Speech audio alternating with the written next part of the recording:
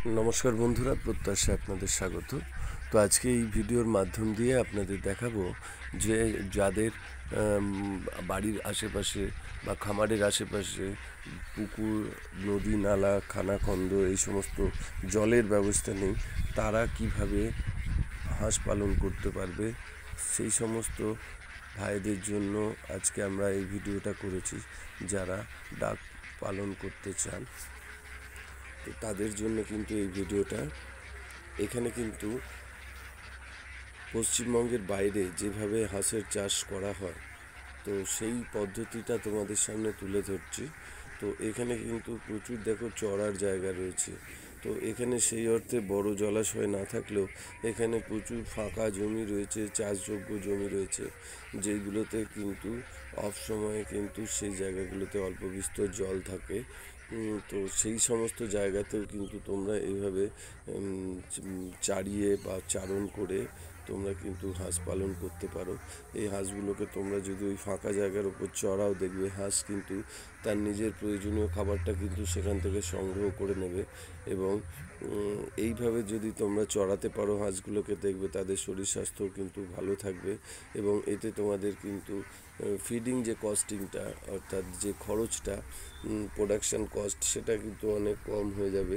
তো তোমরা কিন্তু যাদের আশেপাশে প্রচুর জায়গা রয়েছে, চাষযোগ্য জমি রয়েছে, যেখানে এক ফসল বা দু ফসলের চাষ হয়, তো সেই সমস্ত বিস্তীর্ণ ফাঁকা এলাকাতে তোমরা কিন্তু এই হাঁসগুলোকে যদি তোমরা ছেড়ে দাও বা চড়াও, তাহলে কিন্তু তোমরা ডাক ফার্মিং করতে পারবে। সেক্ষেত্রে কিন্তু বড় বড় যে জলাশয়ের বিষয়টা থেকে যায়, সেইটা কিন্তু তোমাদের প্রয়োজন হবে না। ফলে তোমরা এইভাবে কিন্তু চাষটা করতে পারো। এবং এইগুলো যেটা দেখছো তোমরা, এগুলো সমস্ত কিন্তু ইন্ডিয়ান রানার হাঁস। তো এই ইন্ডিয়ান রানার হাঁসটা কিন্তু সারা বছর এবং সমস্ত জায়গাতে এর কিন্তু বিক্রি আছে এবং চাহিদা রয়েছে। তো তোমরা এই হাঁসটাকে কিন্তু যদি তোমরা পালন করো তোমরা মাংসের জন্য, তাহলে কিন্তু এই হাঁস থেকে কিন্তু তোমরা অধিক একটা প্রফিট পেতে পারো।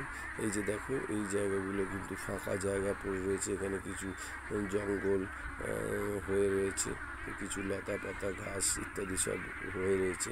তো এই জায়গায় যদি তোমরা এইভাবে হাঁসকে যদি চড়াও, যেভাবে গরু বা ছাগলকে চড়ানো হয়, সেইভাবে যদি তোমরা এই হাঁসগুলোকে তোমরা চড়াও, তাহলে কিন্তু তোমাদের এই ফার্মিংটা করতে কোনো অসুবিধা হবে না।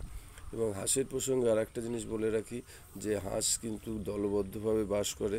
ফলে হাঁস যদি তোমরা চড়াতে নিয়েও যাও, তাহলে দেখবে হাঁসেরা কিন্তু একই জায়গায় থাকে।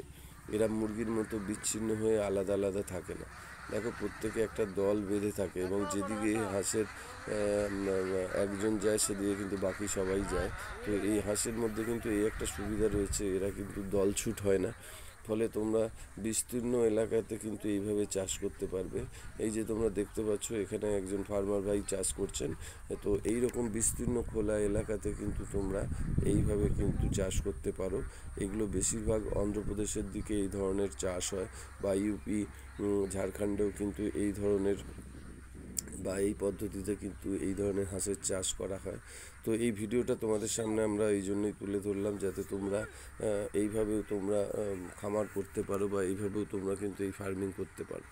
আর আমাদের এই ভিডিও যদি তোমাদের ভালো লাগে, তাহলে অবশ্যই একটা সাবস্ক্রাইব করো, এবং কোনো কিছু প্রশ্ন থাকলে লিখে জানাতে পারো, আমরা চেষ্টা করব তার যথাযথ উত্তর দিতে। তো তোমরা এই ধরনের ফার্ম করে বা এই পদ্ধতিতেও কিন্তু তোমরা ডাক ফার্মিংটা করতে পারো। সেক্ষেত্রে কিন্তু বড় জলাশয় না হলেও চলবে।